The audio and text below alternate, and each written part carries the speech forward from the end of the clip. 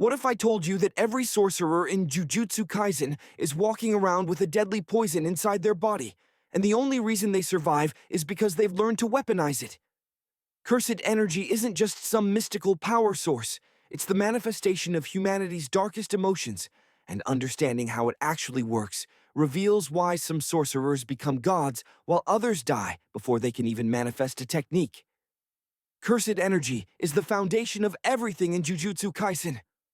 Without understanding it, you can't grasp why Gojo is untouchable, why Sukuna is immortal, or why Yuji might be the key to changing Jujutsu society forever. By the end of this breakdown, you'll know exactly how cursed energy flows through the body, why binding vows can alter reality itself, and the terrifying reason why most humans can never become sorcerers, no matter how hard they train. Let's start with what cursed energy actually is. At its core, cursed energy is born from negative emotions. Fear, hatred, grief, anger. Every time a human feels these emotions, they leak cursed energy into the world. For normal people, this energy dissipates harmlessly. But in places where negative emotions concentrate, like hospitals, schools, or sites of tragedy, cursed energy pools and festers. Eventually, it births cursed spirits. This is why curses take the shapes they do. The fear of natural disasters creates disaster curses. The fear of death creates death curses. Humanity's collective terror literally sculpts the monsters that hunt them. But here's what most fans miss. Cursed energy doesn't just exist outside the body. Every human generates it constantly, flowing through them like blood. The difference between a normal person and a sorcerer comes down to one critical factor: control. Normal humans leak cursed energy unconsciously, like a cracked vessel constantly dripping water.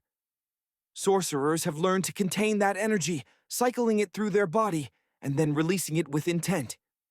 This is why Gojo emphasizes flow and control over raw power when training students. A sorcerer with perfect energy control can defeat someone with 10 times their cursed energy reserves. The body has specific pathways for cursed energy, similar to chakra points or meridians in other anime. Energy flows from the core, typically the stomach area, and circulates through the entire body. When a sorcerer performs a technique, they're channeling this energy to specific points and shaping it with their will. This is why hand signs matter for some sorcerers. They're not just for show, they help direct the flow of cursed energy into precise patterns. Inumaki's cursed speech works differently because he channels energy directly through his throat and voice, which is why overuse damages his vocal cords. The physical body becomes a conduit, and overloading that conduit has consequences. Now let's talk about cursed techniques. This is where things get fascinating. Every sorcerer's technique is unique to them, inscribed into their brain at birth. You can't learn someone else's innate technique. It's biologically impossible. Think of it like DNA. Gojo's Limitless is written into his brain structure. Megumi's 10 Shadows is part of his neural architecture. This is why technique inheritance within clans is so important. The Zenin clan, the Gojo clan, the Kamo clan. They're not just preserving traditions. They're preserving genetic lineages that carry specific cursed techniques. But here's the critical detail. Having a technique doesn't mean you can use it effectively. You still need cursed energy to fuel it, and you need control to execute it properly. This is why Maki and Toji are so terrifying despite having zero cursed energy. They've proven that raw physical ability combined with cursed tools can rival even the strongest techniques. They're walking proof that the Jujutsu world's power hierarchy is flawed. Binding vows are where cursed energy reveals its true nature as something almost sentient. When a sorcerer makes a binding vow, they're creating a contract enforced by cursed energy itself. The terms must be clear, and the consequences for breaking them are absolute.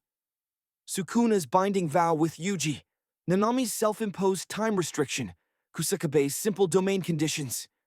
These aren't just promises, they're metaphysical laws that cursed energy enforces. The more restrictive the vow, the greater the power gained. This is why Hikari can create his infinite cursed energy loop through his domain. He's essentially made a binding vow with his own technique, accepting massive restrictions in exchange for overwhelming power when conditions are met. Heavenly restrictions take this concept even further. These are binding vows imposed at birth, trading one aspect of jujutsu sorcery for overwhelming enhancement in another area. Maki and Toji traded all their cursed energy for physical abilities that surpass even Grade 1 sorcerers. Kokichi Muda traded his body's functionality for massive cursed energy range and output. The universe itself enforces these exchanges with perfect balance. You cannot cheat a heavenly restriction. The compensation is always equivalent to the sacrifice. Here's something the anime hasn't fully explored yet. Cursed energy has different qualities and textures depending on the user. Experienced sorcerers can identify others just by the feel of their cursed energy. Sukuna's energy feels malevolent and overwhelming. Gojo's feels infinite and cold. Yuta's feels oppressive because of its sheer volume. This is why sensing cursed energy is such a vital skill. You're not just detecting power levels. You're reading someone's entire essence, their emotions, their intent, sometimes even their technique before they use it. The Black Flash is the ultimate expression of cursed energy mastery. When a sorcerer lands a strike within 0.0001 seconds of releasing cursed energy, the impact multiplies exponentially. The energy doesn't just hit harder, it distorts space itself for that fraction of a second. Sorcerers who've experienced Black Flash multiple times gain a deeper understanding of cursed energy's true nature. It's like touching enlightenment through violence. This is why Gojo tells Yuji that everyone who's reached the top has experienced Black Flash. It's not about the power boost, it's about the understanding it grants. Domain expansions represent the pinnacle of cursed energy manipulation. A sorcerer projects their innate domain, the mental landscape inside their soul, into reality using cursed energy as the construction material. Inside their domain, their technique becomes guaranteed to hit. The environment itself is made of their cursed energy, following their rules. This is why domain clashes are so devastating. Two sorcerers are literally trying to overwrite reality with their own version of it. The one with more refined technique or overwhelming cursed energy wins. But domains have a fatal weakness. They require enormous amounts of cursed energy to maintain, and they can be broken from the outside with enough force or from the inside with a more refined domain. Simple domains and domain amplification exist as counters, proving that jujutsu sorcery is constantly evolving. Each technique breeds a counter-technique. Each innovation creates a new weakness to exploit. Looking forward, cursed energy manipulation will define the next generation of sorcerers. Yuji's ability to control cursed energy without an innate technique makes him incredibly versatile. He can learn from everyone he fights. Yuta's copied techniques give him options no single sorcerer could match. But the real question is whether someone will eventually find a way to eliminate cursed energy entirely. If cursed energy comes from negative emotions, could a world without suffering mean a world without curses? And if that happened, would sorcerers lose their purpose, or would they finally be free? Cursed energy is more than a power system. It's a reflection of humanity's darkness, given form and function. Every curse, every technique, every domain is built from suffering and shaped by will. The strongest sorcerers aren't those with the most cursed energy. They're the ones who understand its flow, accept its cost, and master its application. In Jujutsu Kaisen, power isn't given. It's earned through understanding the very nature of what makes us human, both the beautiful and the terrible. And that's what makes this series so compelling.